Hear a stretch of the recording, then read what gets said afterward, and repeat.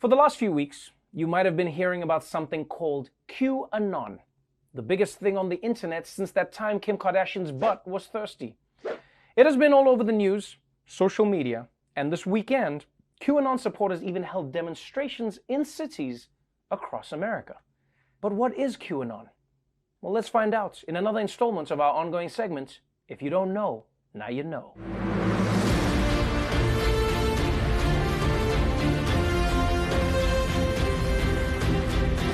If you know anything about QAnon, you've probably heard that it's a conspiracy theory. But the truth is, it's more like a political cult built around a conspiracy theory and then crossed with a big book of word search puzzles. And if that sounds complicated, well, wait till you hear what they believe in. For believers, Q is an anonymous government official who posts classified information about a covert battle between the president and a malicious ring of celebrities, political elites, and the so-called deep state. This anonymous poster, Q, was giving secret clues about the coming, quote, Great Awakening. The central theme here is that Hillary Clinton and many of the world's other politicians and celebrities are members of a murderous child sex ring. Hillary Clinton, Oprah Winfrey, Tom Hanks, and others eat children in order to extract a life-extending chemical from their blood group. They believe that a group of military generals recruited President Trump to break up this conspiracy and end their control of the government and the media. Donald Trump and the QAnon view is going to save us from this in a moment called the storm. His tweets are misspelled for a reason. When he does Kafeve and the smocking gun, it's all code for what he's telling us. Okay, I want whatever these people are smocking. Because Trump's typos are a secret message? Man, I wish people were this forgiving when I did stupid shit. No, you guys don't get it. When Trevor threw up at that party, he was showing us it's what's on the inside that counts. But look, this guy's also not wrong. President Trump's tweets are misspelled for a reason. And that reason is he can't read. Now look, if Hillary and Oprah were eating children to live longer, I would be horrified. Because that is such a waste of magic blood. You feed those kids to Ruth Bader Ginsburg, people, priorities! But there's no ways this conspiracy theory is actually true. And look, I believe a lot of crazy shit, okay? I believe the TSA confiscates all our lotion in order to secretly sell it back to us at Walgreens. I believe possums are just dogs without makeup. I believe no one has actually ever broken up with me. They've just all been abducted by aliens. But this conspiracy theory is crazy even for conspiracy theories. I mean, set aside everything else. You're telling me Trump is doing something heroic, but instead of taking credit for it, he's keeping it a secret? That is the most unbelievable thing I have ever heard. Plus, if you're wondering how it's possible that Trump can be leading the fight against the pedophile ring when he was friends with Jeffrey Epstein for years, well, according to Q, Trump has been undercover since the 90s, which I believe. I mean, if there's one thing Trump is known for, it's his famously long attention span. So how did this insane theory take off? Well, partly, it latched onto fears about the real phenomenon of human trafficking. Partly, it fed off ancient anti-Semitic tropes about elitists who drink the blood of children, but mostly, it was just the good old internet. QAnon first emerged in the months after President Trump took office, starting on fringe internet message boards before spreading to social media. The pandemic has only made things worse. And so these people are just there all day. Facebook groups have grown exponentially with QAnon. In just 4 months, membership of the biggest public QAnon groups rose by 700%. We saw a lot of groups who were wellness communities, people who were interested in alternative health. People would, the algorithm would sort these people together with the QAnon people. They would say, oh, alternative health, maybe they're into anti-vax. If they're anti-vax, maybe they're into Donald Trump. And within 1 or 2 clicks, people would go down these very bad paths. Yep, that's how this shit always goes on the internet. It feels like at this point the entire purpose of Facebook is to funnel everyone towards the craziest conspiracy theories possible. Because people will join a group about cycling, and then 5 hours later they're like, Hillary Clinton is a mountain goat, people! She's an actual goat! And it's not surprising that the pandemic turned out to create the perfect conditions for people to get radicalized. Some people joined QAnon, some people ordered Pelotons, and neither of them will shut up about it. This also shows you how much the internet is ruining our brains. When Shakespeare was quarantined during the plague, he was like, maybe I should write King Lear. Now people are sitting around during coronavirus going, I wonder if I could prove that Tom Hanks has sex with the devil. Either way, starting from the swampiest parts of the internet, QAnon gradually picked up followers and eventually grew into a major online movement.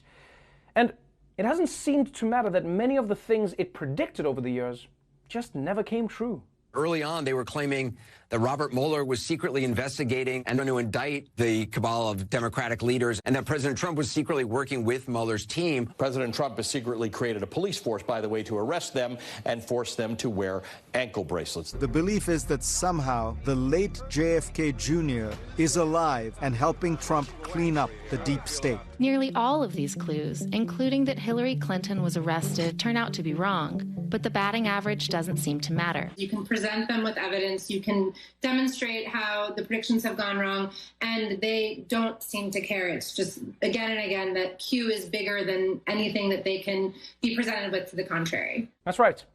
It doesn't matter how many of Q's outlandish predictions fail to pan out, it never seems to have an impact on the movement. And that, my friends, is the classic sign of cult behavior.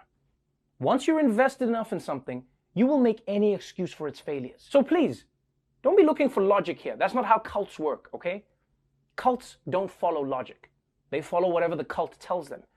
That's why you always see cult leaders go so quickly from the sacred aliens have chosen us to weird news, guys. The sacred aliens told me I should bang all of your wives. I guess it must be for our redemption or something to go somewhere. I pick her. So, thanks to this religious fervor, QAnon took over the internet. And it would have been fairly harmless if it had just stayed on the internet, you know, like Momo. That thing was a joke. That was weird.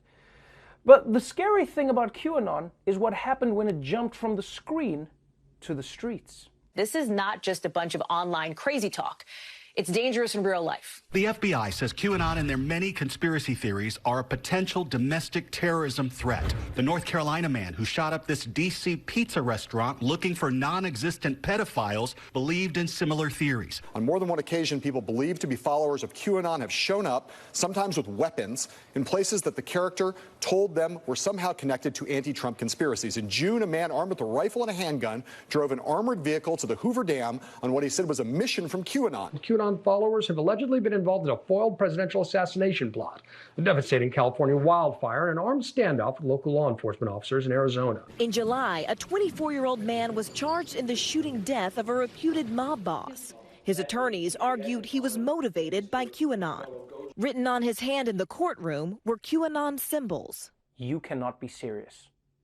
Can you imagine being a mob boss and you get whacked by a kid from a message board? Not a rival, just some random kid? You'd almost want them to lie in your obituary and say you were a snitch. But this is insane. QAnon people are out in the world doing real things. Shootings, hijackings, kidnappings. Of all the bad advice I've gotten on the internet, nothing ever came close to making me murder a mob boss. The worst advice I ever got was to use toothpaste to get rid of pimples.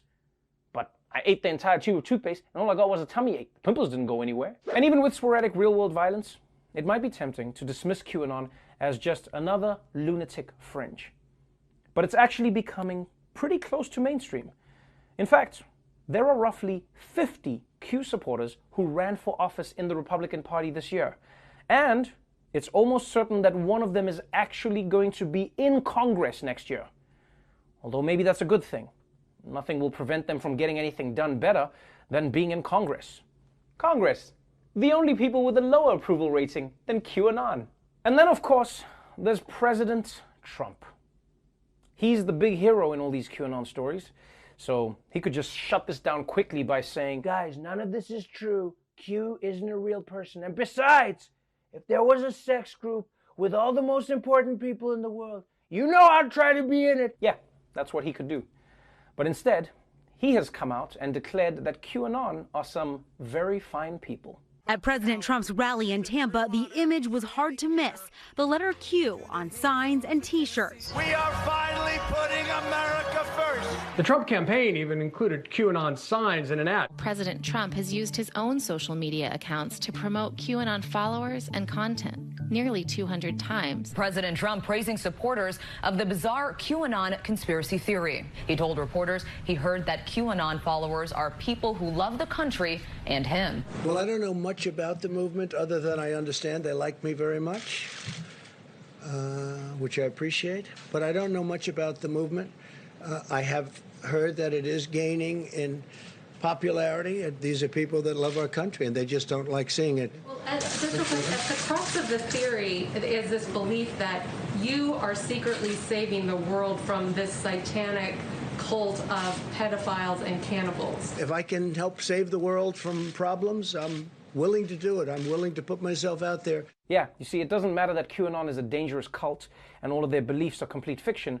President Trump is on board. Trump's approach to QAnon is basically the same as that Backstreet Boys song. He doesn't care who you are, where you're from, what you did, as long as you love him. And honestly, people, nobody should be surprised that Donald Trump is embracing QAnon. Donald Trump was always going to embrace QAnon. The surprise is that he's president. So that's QAnon in a nutshell.